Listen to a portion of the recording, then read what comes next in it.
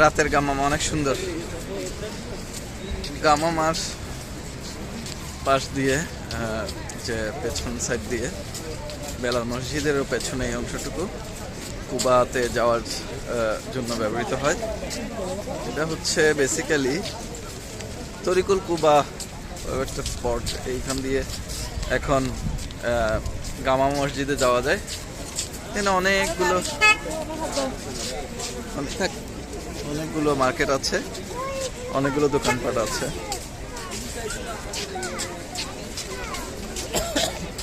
অনেকগুলো দোকানপাট এখানে রয়েছে। এই যে ছোট ছোট দেখেন ব্যাটারি চালিত গাড়ি, এগুলোতে করে কুবা মসজিদ চলে যাওয়া যায়।